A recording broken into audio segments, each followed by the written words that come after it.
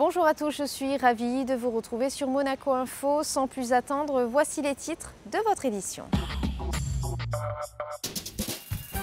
En ouverture de ce journal, vous assisterez à une simulation du plan Hormoz avec un scénario catastrophe. Imaginez un séisme en principauté. Nous parlerons culture et sciences en nous rendant au musée océanographique de Monaco. Ensuite, direction le Congo où Son Altesse Royale la Princesse de Hanovre était en déplacement officiel. Nous découvrirons le troisième volet de la mission de la Chambre de développement économique menée à Hong Kong. Nous inaugurons la salle Léo Ferré en hommage à l'auteur-compositeur né à Monaco. Et pour terminer, comme chaque jour de cette semaine, un magazine à découvrir en fin de journal consacré à la 53e édition du Festival Télé.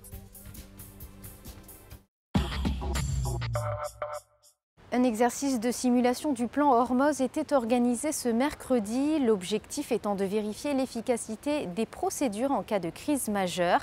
Le scénario imaginé, un séisme au large de la principauté, le récit d'Élodie Messager. Nombreuses victimes, pour l'instant plusieurs véhicules à Il est 8 h du matin, un séisme de magnitude 5,5 vient de se produire en mer, près des côtes monégasques. Un immeuble menace de s'effondrer, des personnes sont blessées et certains axes de circulation sont paralysés. Voilà le scénario imaginé ce mardi matin au Centre national de gestion de crise. Le but de cet exercice d'état-major, baptisé Monacos 2013, est de tester l'efficacité du plan Hormoz.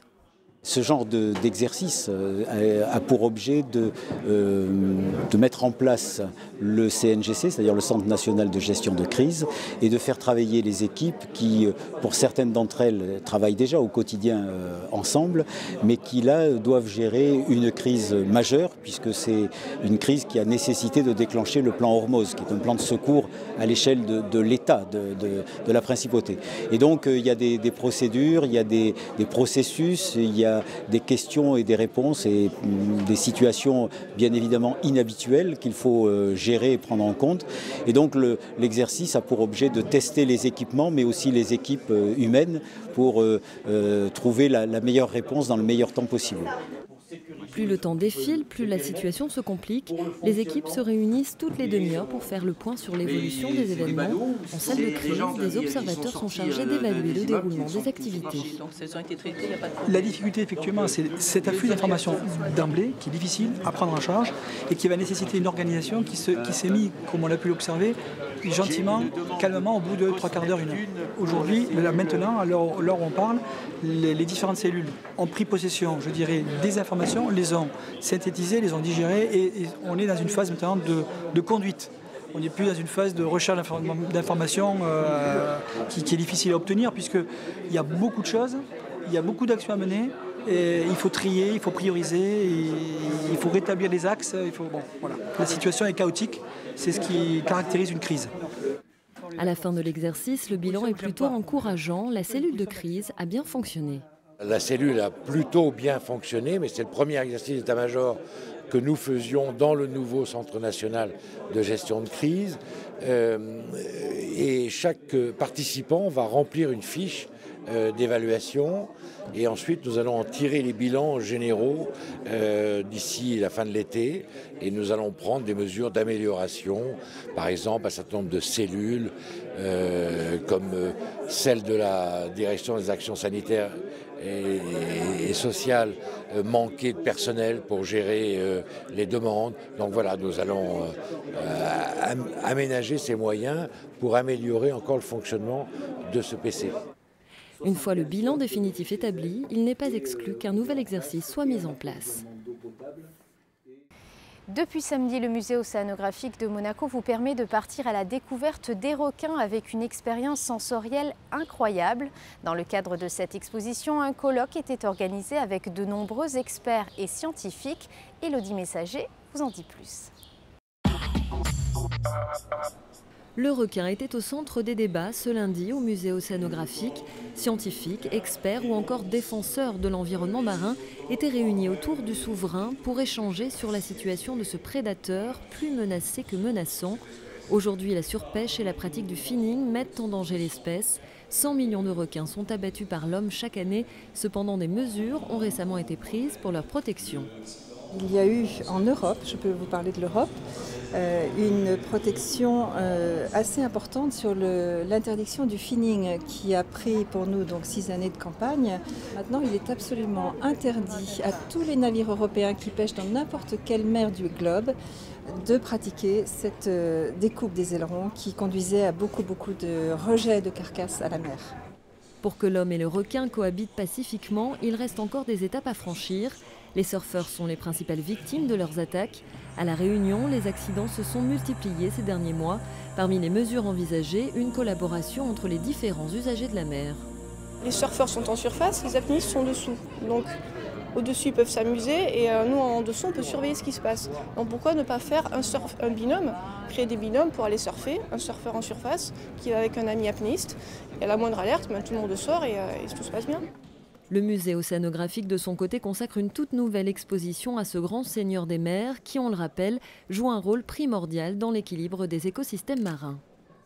Ultime volet aujourd'hui de notre série de reportages consacrée à la mission menée à Hong Kong par la Chambre de développement économique. Ce déplacement a permis aux entrepreneurs de la principauté d'échanger avec leurs homologues. À Hong Kong, Patricia Navarro, Lionel Bernardi. On estime actuellement à près de 25 000 le nombre d'enfants vivant dans la rue à Kinshasa, la capitale de la République démocratique du Congo. Son Altesse royale, la princesse de Hanovre, présidente de la MAD mondiale, mène régulièrement des visites de terrain pour aller au contact de l'enfant sans difficulté. Et c'est donc l'une des raisons pour lesquelles elle vient de se rendre en RDC. Elle a notamment pu s'entretenir avec les responsables du réseau des éducateurs des enfants et jeunes des rues. Cette plateforme associative, fondée il y a une quinzaine d'années, coordonne près de 165 structures actives auprès des enfants des rues de Kinshasa. Ces activités s'articulent autour de la sensibilisation du grand public et des autorités locales, de la prévention et de la médiation auprès des familles, mais aussi la prise en charge sociale ou la réinsertion socio-professionnelle. La princesse de Hanovre a pu découvrir 3 structures dont la vocation est également la prise en charge des enfants des rues. Il s'agit de centres permettant l'accueil de jour ou l'hébergement d'enfants, ou parfois exclusivement de jeunes filles. D'autres bénéficient de l'aide de l'AMAD Congo au sein de l'Académie des Beaux-Arts de Kinshasa. La grande précarité des enfants des rues de ce pays s'explique notamment par des revenus très faibles. 87% de la population du Congo vit avec moins de 2 $ par jour et par conséquent, certaines familles font le choix d'abandonner leurs enfants. Il existe aussi dans le pays des enfants qualifiés d'enfants sorciers. Eux sont rejetés par leur famille. Au-delà de ces rencontres avec les acteurs locaux de la protection de l'enfance, le voyage de la princesse de Hanovre au Congo avait une vocation culturelle. Après la venue en principauté dans le cadre du Printemps des Arts de musiciens du Congo, ce sont cette fois des professeurs de l'Académie de musique Régnier III ou membres de l'Orchestre Philharmonique de Monte-Carlo qui ont fait le déplacement jusqu'en Afrique. Le quatuor Monoïkos a joué un mouvement de concerto de Saint-Saëns avec l'orchestre symphonique kimbanguiste sous le regard de la princesse et de nombreuses personnalités locales ou monégasques, comme par exemple le directeur du Printemps des Arts, Marc Monet. Cette visite, placée sous l'égide de la banque privée Martin Morel-Sella, aura également permis d'offrir du matériel de musique et de donner des cours et conseils aux jeunes élèves musiciens autodidactes. 2 violons provenant de l'atelier de lutherie de l'Académie de musique Régnier III ont ainsi été offerts. Ultime volet aujourd'hui de notre série de reportages consacrée à la mission menée à Hong Kong par la Chambre de développement économique. Ce déplacement a permis aux entrepreneurs de la principauté d'échanger avec leurs homologues. À Hong Kong, Patricia Navarro, Lionel Bernardi. Au cours des 3 journées de mission organisées à Hong Kong, la Chambre de développement économique a très largement pu faire connaître les spécificités de l'économie monégasque en multipliant les rencontres. Mais ce déplacement avait également des enjeux très concrets pour la quinzaine d'entrepreneurs présents. Nous avons énormément d'entreprises intéressées par les marchés asiatiques, chinois bien évidemment. Et Hong Kong, de par sa taille, est un accès privilégié pour nos sociétés. Comme vous le savez, nous avons l'habitude de travailler en réseau, de travailler énormément avec nos consuls. Nous avons la chance d'avoir un consul ici à Hong Kong qui nous a beaucoup aidés, qui nous aide toujours. Et nous faisons bénéficier ces réseaux à nos sociétés. Hong Kong est la porte vers la Chine. C'est plus facile pour nous, vu la taille de nos pays, c'est plus facile pour nous d'attaquer le marché asiatique depuis Hong Kong, encore une fois de par la proximité de ces relations avec nos propres réseaux. Et dans leurs domaines respectifs, qu'il s'agisse de l'immobilier, de l'événementiel, de la restauration, du luxe, du tourisme ou plus généralement du négoce international, tous les entrepreneurs représentés à Hong Kong avaient en tête des objectifs bien spécifiques. Nous sommes lancés en octobre. Nous faisons une sélection de vins français et nous les marquons sous notre propre marque. C'est la marque de Monte Carlo Reserve. Nous avons notre SARL ici et la marque donnée par le gouvernement monégasque. Et nous vendons à Monaco et aussi on fait l'export. Alors on est ici en Chine pour essayer pour la première fois de rechercher le marché export. Moi c'est l'observation pour voir tout ce qui est nouvelles recettes culinaires, parce qu'il y a beaucoup à Hong Kong, beaucoup se fait à Hong Kong, hein, beaucoup de chefs, très bons chefs sont à Hong Kong. Et je viens observer les recettes, les nouvelles recettes qui se font, les nouveaux concepts de restauration que je pourrais peut-être amener en Europe, mais aussi trouver des partenaires pour vendre la master franchise à Hong Kong ou en Chine pour des concepts de restauration concrets. C'était principalement de trouver, de faire de l'information, de ramasser des renseignements, rencontrer beaucoup de gens pour voir quels seraient les meilleurs moyens de distribuer nos produits en Chine, en Hong Kong et en Chine. Aujourd'hui, c'est un projet abouti, c'est-à-dire que vous avez dans l'idée très clairement de venir vous installer ici. Oui, il est très clair que le marché est mûr aujourd'hui pour nos produits. Il y a suffisamment de personnes qui ont largement les moyens et même plus pour acheter des produits très haut de gamme et ils sont très demandeurs de l'image de Monaco, du luxe qu'on peut véhiculer. Pour Anna Rockall et ses vins regroupés sous le label Monte Carlo Reserve, les rencontres en tête-à-tête avec d'éventuels distributeurs à Hong Kong laissent déjà présager des commandes. Gianni Angelini exportera son concept à Cagnes-sur-Mer, Bourges, avant pourquoi pas de s'intéresser au marché asiatique. Yoram Rosevich enfin a avancé à grands pas avec un coup de pouce du destin en faisant une belle rencontre avec des entrepreneurs monégasques déjà installés à Hong Kong. Il pourrait l'aider à ouvrir une boutique en Asie dès l'horizon 2014. D'autres entrepreneurs sont venus avec des objectifs commerciaux différents. Certains étaient là en observateur pour voir ce qui se fait actuellement à Hong Kong dans leur secteur d'activité, comme par exemple Stéphane Giacardi de la société monégasque d'électronique ou Robin Morris de Funsoft, spécialisé dans la messagerie unifiée, les fax en réseau et dont les principaux partenaires s'appellent Microsoft ou IBM. Aujourd'hui, je suis à la recherche de produits à importer dans les pays européens. Alors là, vous venez d'avoir un rendez-vous très concret puisque je crois qu'on vous a fait une démonstration en fait. Sur quoi portait cet entretien? Quels étaient vos interlocuteurs? C'était un produit fingerprint recognition, c'est-à-dire si on veut vérifier un employé, par exemple, un employé qui vient et qui part, on appelle ça attendance record en anglais, on met la pouce et puis voilà. Le fait que la personne est venue ou il est parti est inscrit informatiquement dans un serveur.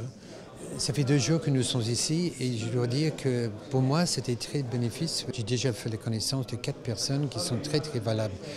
Pour vous donner un exemple, il y a 2 minutes, j'avais un rendez-vous avec un monsieur, un avocat chinois et qui a des contacts à Beijing et il est en train d'établir un bureau à Monaco. Il me demandait comment il peut faire pour établir un bureau d'avocat à Monaco. Alors j'ai pu l'aider et donner des petits tuyaux pour montrer une affaire dans la principauté. Les contacts noués à Hong Kong laissent présager de futurs nouveaux partenariats économiques, mais déjà tous les regards sont maintenant tournés vers un autre pays aux chiffres de croissance prometteurs, le Kazakhstan. Une mission CDE s'y déroule actuellement. Un petit moment d'histoire à présent, la salle du canton a changé de nom pour devenir l'espace Léo Ferré en hommage à l'auteur-compositeur né à Monaco. Une cérémonie était organisée en présence du souverain et de nombreuses personnalités. Les explications de Frédéric Elion. Ce mardi 11 juin restera dans les mémoires monégasques. La salle du canton s'efface pour devenir l'espace Léo Ferré en hommage à l'auteur-compositeur monégasque décédé il y a 20 ans. Une façon de faire perdurer l'esprit, le patrimoine culturel de Léo Ferré et de faire découvrir ou redécouvrir ses œuvres aux jeunes générations. Son Altesse Sérénissime le Prince Albert II et de nombreuses personnalités de la principauté étaient présents pour cette inauguration, tout comme la famille de ce musicien et poète né en principauté. Le prince souverain a pu découvrir l'exposition hommage de 30 photos des clichés d'André Villers, photographe et surtout ami de Léo Ferré. Des photos qui permettent d'en savoir plus sur la vie de l'artiste. Je l'ai rencontré pour la première fois en 1956 à Paris. Je connaissais un peu Francis Lemarque qui un jour avait chez lui une grande boîte d'allumettes. Et il m'a dit ça, c'est Léo Ferré qui m'a donné ça hier ou avant-hier. Et j'ai dit ah oui, tu le connais. Et il m'a donné son téléphone, j'ai appelé Léo. C'est à l'époque où il allait enregistrer le Mal-Aimé, l'Apollinaire. Et je me suis retrouvé chez lui à Paris. J'ai commencé à faire des photos de lui, des quantités à Bobino, dans la rue. Après, je l'ai suivi à Marseille, à Hyères, partout où il avait des récitals. Et puis, c'est un ami, je crois. Hein. Je peux dire ça, quoi. Il me disait ciao André. Et là, je suis content de voir Marie, Mathieu, toute sa famille qui est là. Et je crois qu'on est un peu ému de cet endroit. Cette exposition est à découvrir jusqu'au 28 juin, du lundi au samedi de 11h à 16h, et fait partie d'une série d'événements organisés par la mairie en hommage à Léo Ferré. Le 18 juin, une projection d'un concert live de l'artiste aura lieu à 19h à la bibliothèque Louis Notary. Et le 5 juillet, Catherine Lara donnera un concert à l'espace Léo Ferré, concert intitulé « Une voix pour Ferré ». Et à découvrir dans le reste de l'actualité, des élèves du lycée Albert Ier ont dévoilé ce mardi un compte-rendu de leur voyage humanitaire en Afrique du Sud. 20 jeunes ont eu la chance de participer à cette expédition. Un film retraçant cette aventure ainsi qu'une exposition photo ont été présentés. Une expérience unique qui restera gravée dans la mémoire des élèves. Robuchon, le chef le plus étoilé, et Lagerfeld, le célèbre couturier, viennent de signer un nouveau concept de restaurant dans l'hôtel Métropole.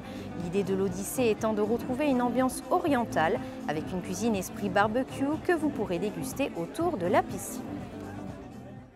La 6e édition du FX Pro Monte Carlo Beach Volley a démarré ce mercredi. On écoute justement le président de l'AS Monaco Volleyball qui revient sur le programme de la compétition au micro de Rémi Salor.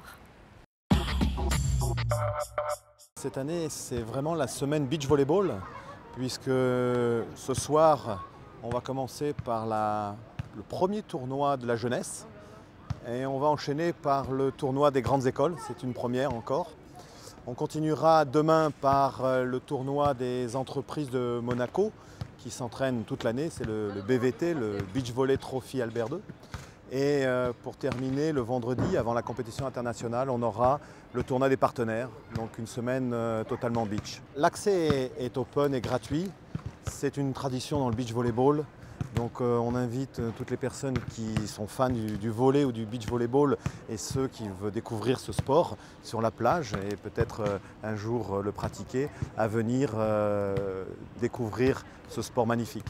À côté du beach volleyball, on a un village éco-village et depuis le début, on a essayé d'associer cette philosophie de la protection de l'environnement, tout simplement parce que les beachers jouent au bord de l'eau, souvent dans du sable, et que si on veut protéger notre environnement pour pouvoir continuer à pratiquer notre sport, ça nous semblait évident d'associer les deux sur cet événement. Cette année, on a des équipes qui viennent du monde entier, puisque on a les Brésiliennes qui sont de retour.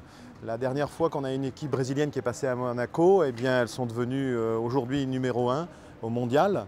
On a une équipe américaine, toujours redoutable, une équipe très forte d'Autriche qui sera là. Et puis les deux nouvelles équipes qu'on n'a jamais encore accueillies en principauté, c'est une équipe japonaise et russe. Sport toujours avec la finale des Masters de pétanque 2013 qui aura lieu en septembre sur la place du Palais. Les meilleurs joueurs au monde seront présents. Une conférence de presse était organisée dans les locaux de Peace and Sport. Les explications de Fabien Bonilla. Une date à retenir pour les amateurs de pétanque, les 5 et 6 septembre prochains, la finale des Masters de pétanque pour la première fois à Monaco et surtout dans un écrin exceptionnel, la place du Palais. La finale de pétanque à Monaco a un intérêt commun. Il doit y avoir deux bénéficiaires, la pétanque et la principauté. La pétanque parce qu'elle va gagner ses lettres de noblesse sur la place du Palais, c'est un véritable écrin qu'elle n'a jamais eu jusqu'à présent. Même s'il y a eu des endroits prestigieux, des arènes, pavillon Baltard et autres, il n'y a rien qui vaut, je pense, la place du Palais. Et le deuxième bénéficiaire, ça doit être la principauté qui doit donner aussi, qui va donner par cet intermédiaire une autre image d'elle, c'est-à-dire une image un peu de gratuité complète, totale, de festivité, ça va être une grosse fête de village où tout le monde va pouvoir accéder sans rien payer. C'est la gratuité totale dans les tribunes, de partout. Le spectacle sera évidemment sur le terrain avec les meilleurs joueurs mondiaux, mais également autour avec de nombreuses animations. Alors là, il va y avoir des trucs pas possibles, il va y avoir des magiciens, des clowns, des cracheurs de feu, des jongleurs, des prestigitateurs, qu'est-ce qu'il va y avoir, un accordéoniste que j'ai oublié de te signaler tout à l'heure, il y a un accordéoniste, il va y avoir des parachutistes, chose qui a toujours été interdite, le survol de la place du Palais est interdite, vous le savez. Des parachutistes et peut-être la patrouille de France. Le gratin du Sport Boule sera présent à l'image du champion du monde en titre, Dylan Rocher.